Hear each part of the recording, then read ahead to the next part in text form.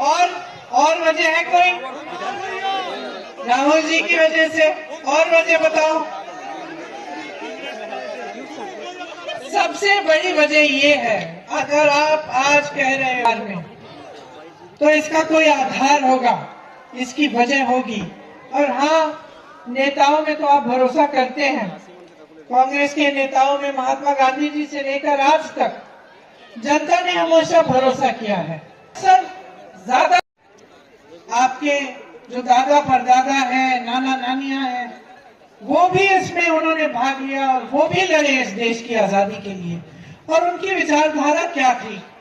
सत्य, मतलब सच्चाई होनी चाहिए सामाजिक जीवन में, राजनीतिक जीवन में, देश के जीवन में, जनता के जीवन में सत्य की जगह होनी चाहिए। कोई नेता आपके सामने आकर कुछ झूठ बोल के चले गया, हमारी विचारधारा के मुताबिक ये गलत है।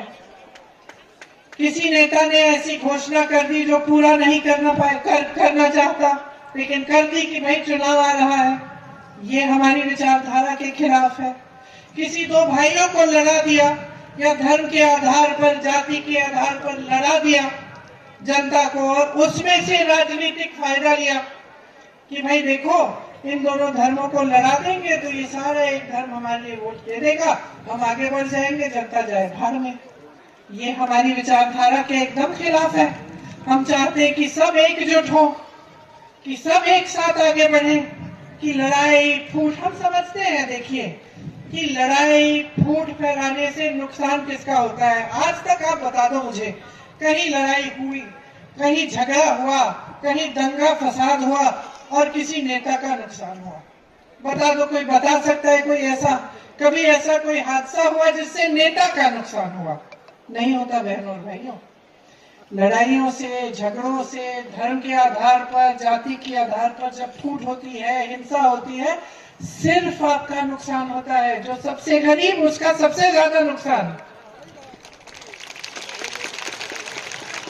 तो ये लड़ाई झगड़ा करना हमारे विचारधारा के खिलाफ है। सबसे बड़ी बात क्या है हमारी विचारधारा में, जो गांधी जी ने कही थी?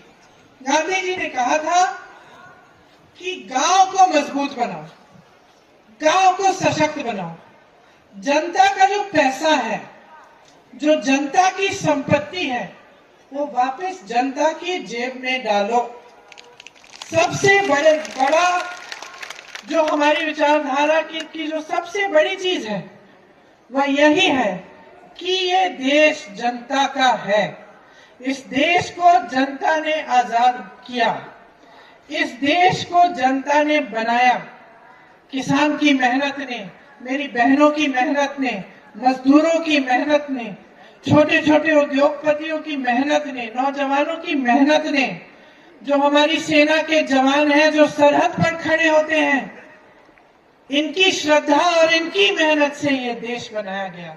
इसीलिए हमारी विचारधारा सबसे पहले ये कहती है कि देश में जनता सर्वोपरि है। कोई नेता जनता से बड़ा नहीं है, कोई ऐसा नेता नहीं है जो सर्वज्ञानी है, जिसके हाथों में सारी सत्ता केंद्रित हो। हमारी विचारधारा कहती है कि देश में सबसे ज्यादा शक्ति, सबसे ज्यादा सत्ता और देश की संपत्ति, तीनों देश की जनता के हाथों में होनी चाहिए।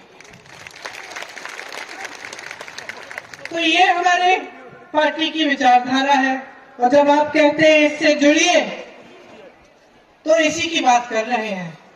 और मुझे बहुत गर्व है और खुशी है कि आज छत्तीसगढ़ का जो प्रदेश है वो कांग्रेस पार्टी की सरकार को लाकर इस विचारधारा से इस तरह जुड़ गया है कि इसकी बहुत तेजी से तरक्की होने वाली है। अब कैसे जुड़ा?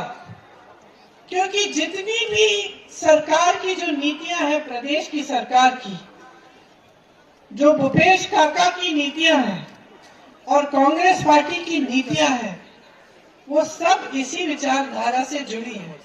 और सबकी यही, उसके नीचे यही सोच है, उनका आधार यही है कि आपका पैसा आपके जेब में जाना चाहिए। अब आप कहेंगे भाई कैसे कैसे हुआ ये? तो सोचिए, 5 सालों में 2.25 लाख करोड़ रुपए जनता के खातों में सीधे गए हैं। 2.25 लाख करोड़ रुपए 5 सालों में छत्तीसगढ़ के लाखों लोग गरीबी रेखा से ऊपर आ गए। खेती करने वालों की संख्या बढ़ गई है। आप आगे पीछे जो प्रदेश है, उत्तर प्रदेश में जाइए, मध्य प्रदेश में जाइए, कोई खेती किसानी नहीं करना चाहता आजकल, मजबूरी से कर रहा है क्योंकि उसमें कमाई नहीं हो रही है उसकी। आज छत्तीसगढ़ में आपकी कमाई हो रही है और कमाई इस तरह हो रही है कि जो पलायन करके गए हैं वो कहते हैं कि हम वापस आके मदद करेंगे, घर जाएंगे, खेती किसानी करेंगे, क्योंकि यहाँ पे आपकी खेती किसानी से कमाई हो रही है। यहाँ का किसान खुश है। देश भर में किसान रो रहा है, आत्महत्या कर रहा है। आपने खुद देखा कि जब किसानों ने आंदोलन किया, किसने सुनवाई की उनकी? किसी ने सुनवाई नहीं की। ठंड में बैठे रहे, खाना पीना नहीं था, लेकिन लाखों किसान बैठे रहे कि हमारे लिए जो काले कानून है इनको वापस लो। मोदी जी अपने घर से निकल के नहीं आए, जबकि उनसे 2-3 किलोमीटर दूर लाखों किसान बैठे थे। किसान शहीद हुए, सैकड़ों किसान शहीद हुए, कोई बात करने तक नहीं आया। आपने खुद अपनी आंखों से देखा कि देश का किसान कितना परेशान है।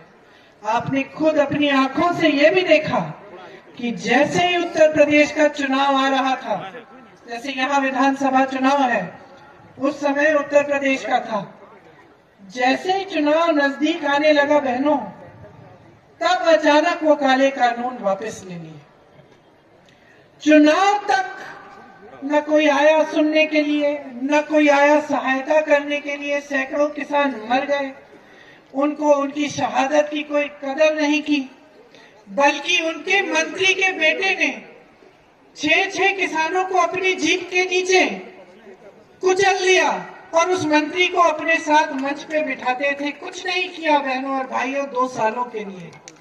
लेकिन जब चुनाव आने लगा तब घबरा गए कि भाई चुनाव आ रहा है, कुछ करना पड़ेगा, काले कानून वापस ले लिए। ये हमारी विचारधारा नहीं है। हमारी विचारधारा ये है कि आपको सशक्त करना है। इसीलिए आज छत्तीसगढ़ का किसान खुशहाल है। आज ये मात्र एक प्रदेश है जिसमें वन उपजों के लिए भी न्यूनतम समर्थन मूल्य मिल रहा है। 67 वन उपजों के लिए न्यूनतम समर्थन मूल्य आज छत्तीसगढ़ में मिल रहा है।